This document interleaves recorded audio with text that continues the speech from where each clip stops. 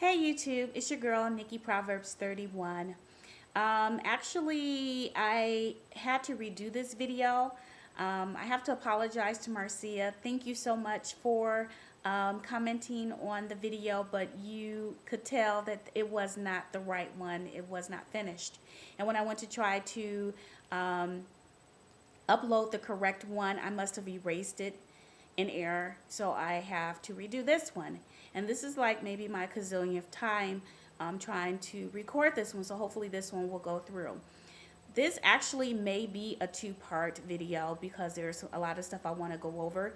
As you can tell, the question is to do IVF or not to do IVF. That is the question.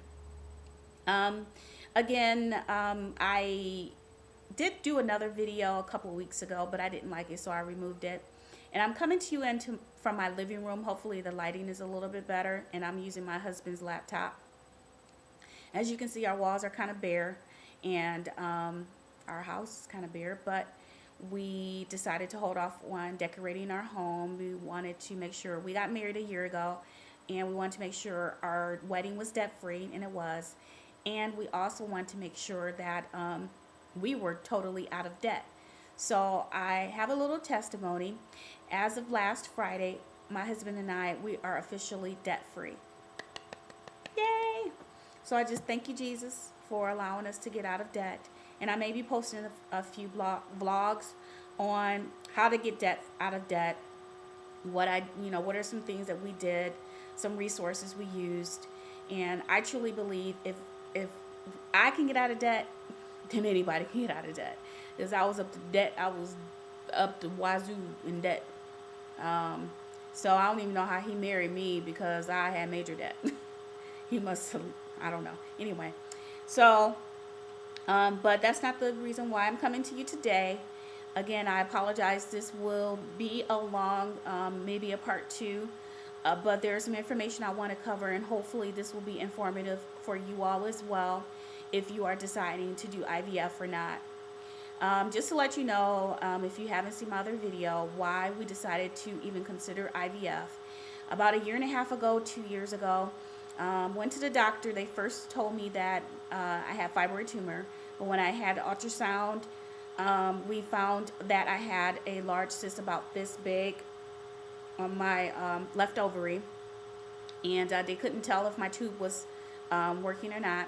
But when I went in to actually went and got a second opinion, I actually sought out a specialist, and he was an infertility specialist, but he sits on the board of, this man was just he's great. I love him so much. He's out of Troy, Michigan, and he suggested just to hold off on having the cyst and the tube removed. The reason why I didn't go through him to do the surgery because he's semi-retired. He just does it because he loves it. He loves it. He doesn't even live in Michigan anymore. He lives in Utah.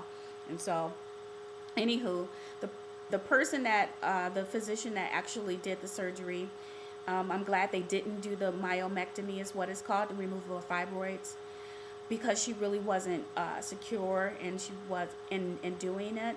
And the first thing I would want to say is, if you are faced with fibroid tumors, the one thing I would submit to you is to do your research, get some different opinions, and make sure that the person who's going to be performing that surgery knows what they're doing. Because what they can do is they can actually compromise the uterine line, and it's important because that's how the embryo, the egg can be able to, it needs to attach to the line. And if they don't know what they're doing, they can destroy it. So actually I was referred, after I had my surgery in 2007, I was trying to figure out what doctor to go with, and I really do believe that the Lord led me to the person that ended up doing it.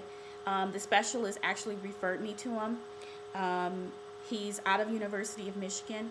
He's kind of touched, but he's actually brilliant. He really is. He sits on the board of director of for infertility and women productive system, and he's well known as far as he writes even some of the books for the curriculum at University of Michigan for fibroids. And when he did my surgery in September, he said that of all of the surgeries he'd done, and my case was up in the top 5% of difficulties. However, my fibroids weren't in my uterine line or anything like that. But I covered a lot. But after all of this consideration, a lot of communication with my husband and a lot of prayer, and I even did a PowerPoint presentation.